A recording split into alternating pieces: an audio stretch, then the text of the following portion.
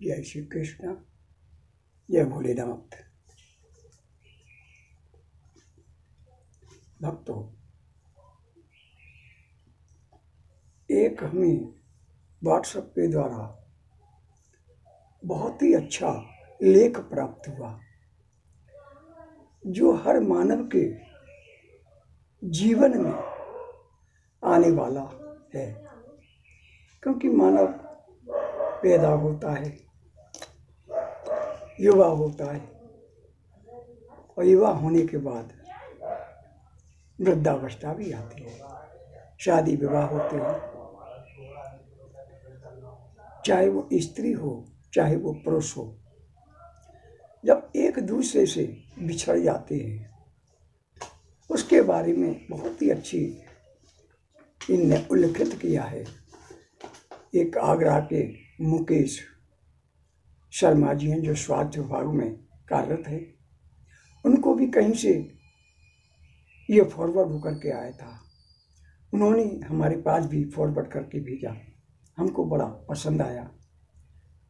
मैं मुकेश जी को जो स्वास्थ्य विभाग आगरा में कार्यरत हैं उनके लिए बहुत बहुत धन्यवाद देता हूँ, उनको नमन करता हूँ। और उनके पास जिसने भी स्कूल बना करके भेजा उसको भी नमन करता हूँ।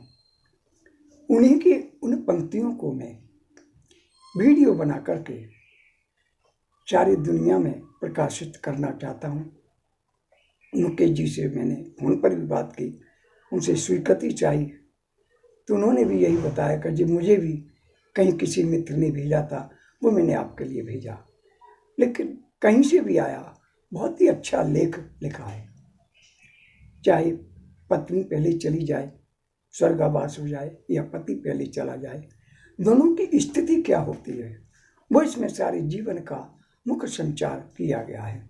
सेवक सत्यानंद स्वामी, श्रीकृष्ण मंदिर धार्मिक आयोजन न्यास, इंदिरा कॉलोनी, विनयनगर, ग्वालियर, मध्य प्रदेश के अंतर्गत श्रीमती मिथिलेश तिवारी मानव एवं जीव कल्याण संस्थान, ग्वालियर, मध्य प्रदेश, उन फॉरवर्ड करने वाले सभी महान व्यक्तियों को जय श्री कृष्णा करता है और आपको बहुत बहुत शुभ आशीष प्रदान करता है, जो आपने हर मानव के लिए इस प्रकार का इस पंक्तियों में उल्लिखित किया है, जो हर मानव के जीवन में आज नहीं तो कल आने वाला है। इसमें दिया है पत्नी का स्वर्गवास हो गया है, अकेले पति रह जाते हैं, तो पति अकेला जब रह जाता है तो उसकी स्थिति क्या बनती है। मरने के बाद भी पत्नी किस प्रकार से अपने पति को समझाती है वो इसमें उल्लेखित किया है। तो जीवन संगनी धर्म पत्नी की विदाई। अगर पत्नी है तो दुनिया में सब कुछ है।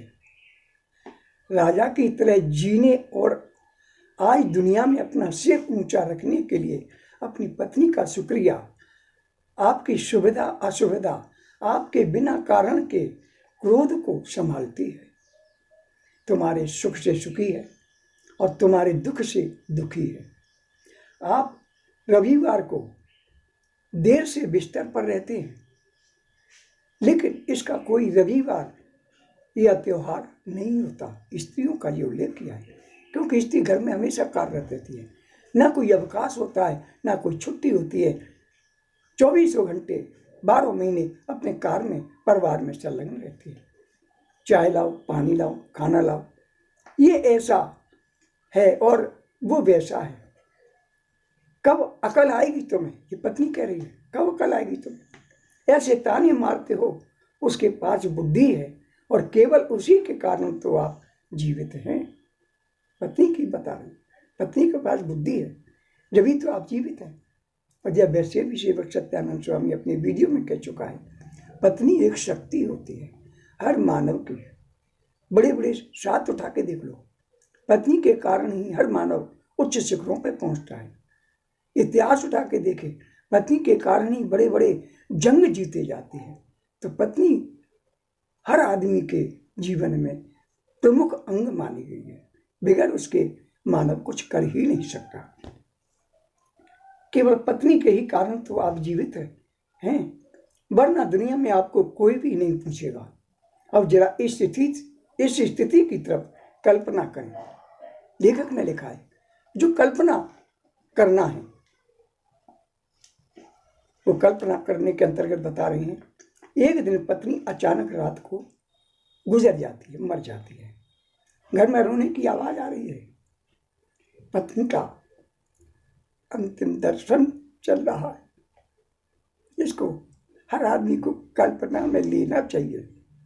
अरे मरना तो है, कोई आज कोई कल, सबके जीवन में यह घटना आ सकती है।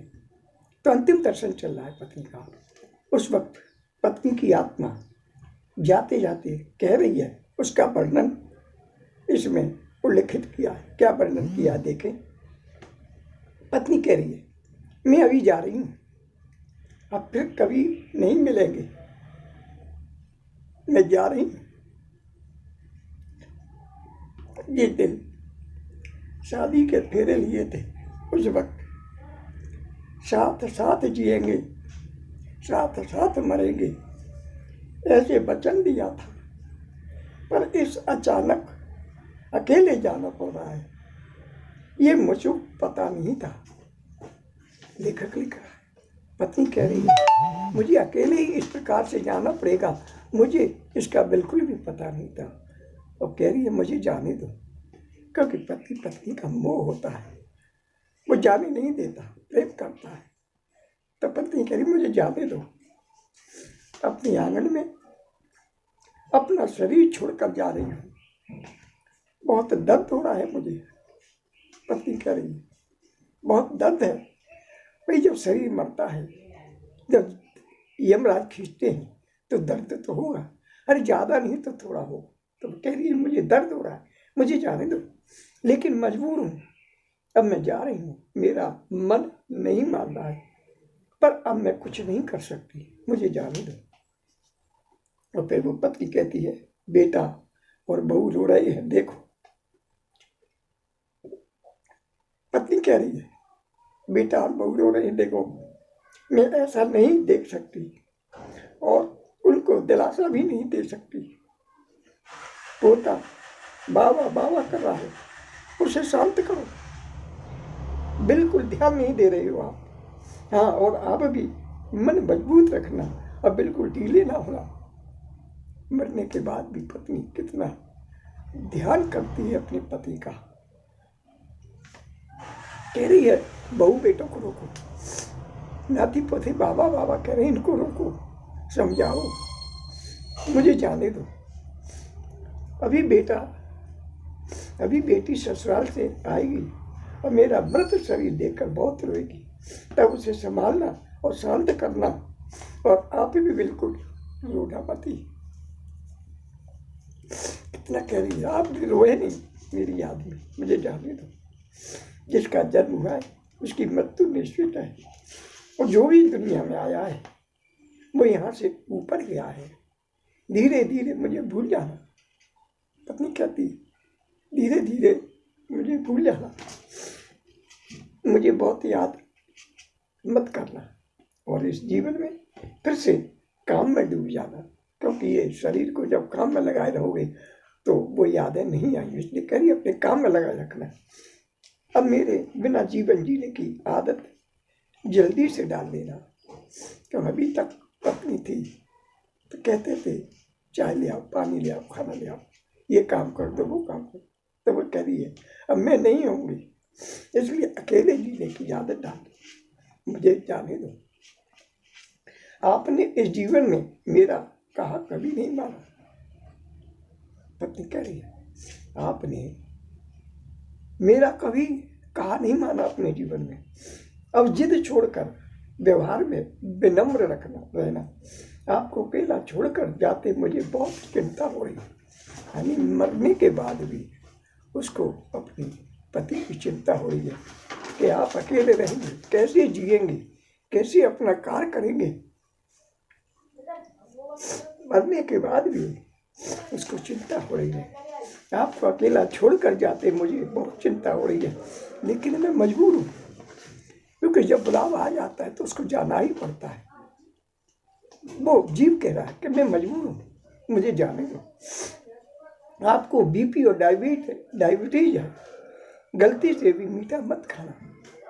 मरने के बाद भी कह रही तो मैं डायबिटीज है, शुगर की बीमारी है, मीठा मत खाना, अन्यथा परेशानी होगी। सुबह उठते ही दवा ले लेना, दवा लेना न भूलना। चाय अगर आपको देर से मिलती है तो बहू पर गुस्सा मत करना, कितना ख्याल रखती है। हो जाता है, ये बच्चे नहीं जग पाते जल्दी, इसलिए वो आत्मा कर रही है। चाहे अगर देर से मिलती है तो बहू पर गुस्सा मत करना, अब मैं नहीं हूं ये समझकर जीना सीख लेना। मुझे जाने दो, मुझे जाने दो। बेटा और बहू कुछ बोले तो चुपचाप सुन लेना। कितनी सीख दे रही है जाने के बाद। बेटा बहू कुछ बोले तो चुपचाप सुन लेना, कभी गुस्सा मत ही करना, हमेशा मुस्कुराते रहना, कभी उदास नहीं होना। अब मुझे जाने दो, मुझे जाने दो। अपने बेटे के साथ खेलना, अपने दोस्तों के साथ समय व्यतीत करना, अब थोड़ा धार्मिक जीवन के लिए, ताकि जीवन का संयमित किया जा सके। अगर मेरी याद आई तो चुपचाप रो लेना। पति पत्नी का तो जीवन होता ही है, यादें आती हैं तो रोना तो पड़ता ही है। इसलिए वो कह रही है अगर मेरी याद आए तो चुपचाप रो लेना, लेकिन कहीं कमजोर नहीं होना, कमजोर मत ही बनना। मुझे जाने दो, मुझे जाने दो। मेरा रुमाल कहाँ, मेरी चाबी कहाँ? अब ऐसे चिल्लाना नहीं, सब कुछ चैन से रखना और याद रखने की आदत करना। सुबह और शाम नियमित रूप से दवा लेते रहना। अगर बहू भूल जाए तो सामने से याद कर लेना। जो भी खाने की मिले प्यार से खा लेना, जो भी बन जाओ खा लेना, ये तो मत करना। गुस्सा नहीं करना। मेरी अनुपस्थिति आपको खलेगी, पर कमजोर मत होना। आगे का प्रश्न आगे।